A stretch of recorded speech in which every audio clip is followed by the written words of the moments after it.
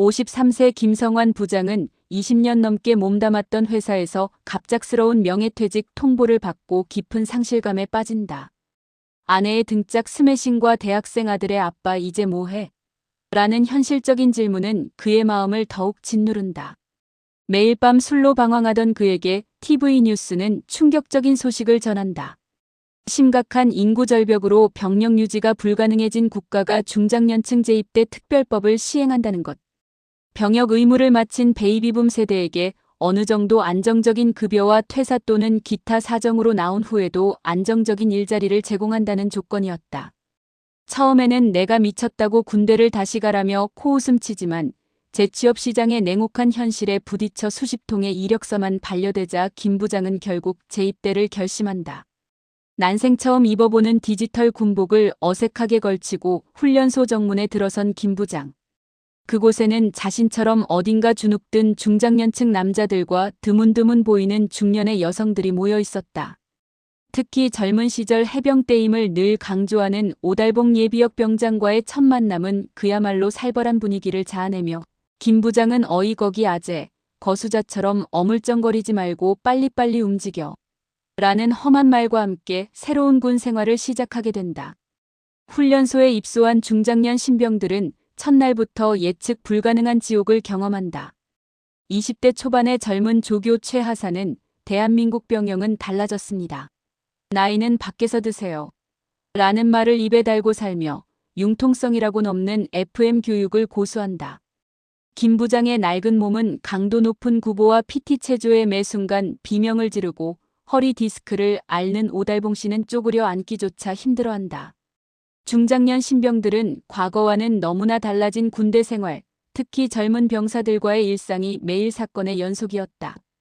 군대 식단에 불평하고 최신 스마트폰 사용 금지 규정에 반발하며 심지어 관물대 정리조차 익숙지 않아 허둥댄다. 오달봉 씨는 라떼는 말이야 전투복에 칼날 세워서 다녔어.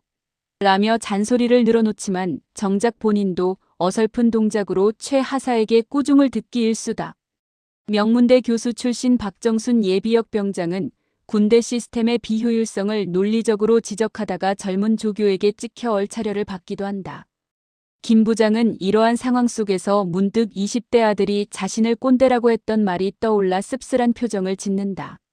과연 몸도 마음도 예전 같지 않은 이들이 제대로 된 군인이 될 수 있을지 의문이 드는 가운데 이들의 훈련 강도는 젊은 핵심 전투 인력을 지원하는 보조 역할에 맞춰 조절되지만 기본적인 병영 생활 적응 훈련은 여전히 필수였다.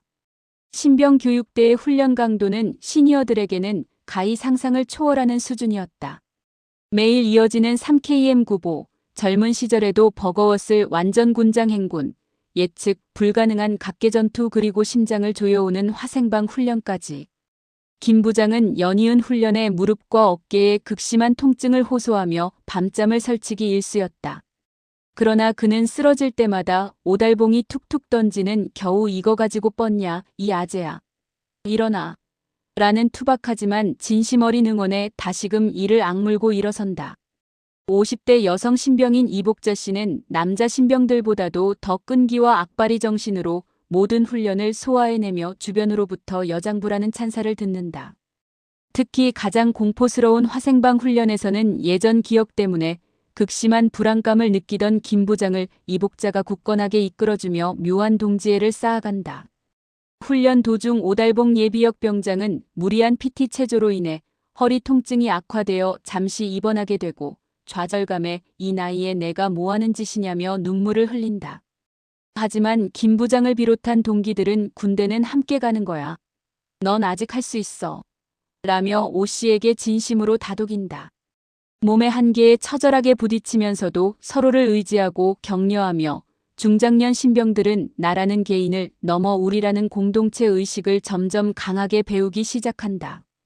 이 훈련들은 비록 실전 전투보다는 후방 지원과 경계, 행정 등 자신들이 맡을 보조 역할을 위한 기초 체력과 정신력 단련에 초점이 맞춰져 있었다. 중장년 신병들에게 훈련은 육체적으로 힘들었지만 그들의 오랜 경험과 노련함이 빛을 발하는 순간들도 점차 찾아온다. 야외 수경 훈련 중 갑작스러운 폭우가 쏟아져 막사 텐트 설치에 난항을 겪게 되자 김 부장은 과거 회사 야유회 때 터득했던 노하우를 발휘해 기가 막히게 배수로를 만들고 텐트 설치를 효율적으로 지휘한다. 건설 현장에서 평생 잔뼈가 굵었던 오달봉은 주변에 재활용 가능한 도구들을 즉석에서 활용해 젊은 병사들조차 감탄하는 튼튼한 임시 막사를 만들어 최하사를 놀라게 한다. 박정수는 복잡하게 얽힌 부대 관리 시스템의 허점을 예리하게 분석하고 즉각적으로 실용적인 개선 방안을 제시하며 브레인 역할을 톡톡히 해낸다. 그리고 이복자 씨는 군수물자 보급 담당의 실수로 식료품이 누락되는 위기 상황에서 과거 식당 운영 노하우를 발휘해 남은 재료들을 기발하게 조합, 모두가 깜짝 놀랄 만한 맛있는 비상식사를 만들어 병사들의 사기를 크게 올린다. 최 하사는 처음에는 개인의 사회 경험은 군대와 무관하다며 선을 긋고 무시하는 경향을 보였지만 위기 상황에서 중장년 신병들의 삶의 지혜와 노련함이 빛을 발하는 것을 목격하며 점차 그들을 인정하게 된다. 이렇듯 세대 간에 보이지 않던 벽이 허물어지는 작은 균열이 생기는 순간들이 이어진다. 특히 이들의 숙련된 능력은 젊은 전투병력들이 오로지 전투 임무에만 전념할 수 있도록 든든한 후방 지원을 제공하는 데 결정적인 도움이 된다. 중장년 재입대 제도는 국가적인 위기를 극복하기 위한 정부의 야심작이었지만 그 과정에서 예상치 못한 부작용도 드러났다. 일부 부패한 영광급 장교들은 재입대 인력을 단순한 노동력으로만 여기며 사적인 이득을 취하거나 자신의 실적을 위해 무리하고 부당한 명령을 강행하기도 한다. 특히 부대 내모 중령은 중장년 신병들을 부대 보조 인력이 아닌 자신의 연줄이 닿는 사유지의 정리작업 등 대민 지원이라는 명목으로 개인적인 용무에 투입시키려 한다. 이 사실을 알게 된 박정순 애비역 병장은 가만히 있지 않았다. 그는 명확한 근거와 논리적인 설명으로 중령의 부당한 지시를 조목조목 지적하며 반기를 든다. 중령은 하찮은 늙은 병사가 자신에게 대든 것에 분노하며 박 병장에게 온갖 압력을 가하지만 김 부장을 비롯한 동기들은 일제히 이에 반발하며 박 병장을 굳건히 공호한다. 김 부장은 과거 회사에서 부당한 압력에 침묵했던 자신의 모습을 떠올리며 잠시 갈등하지만 동료들을 위해 용기를 내기로 결심한다.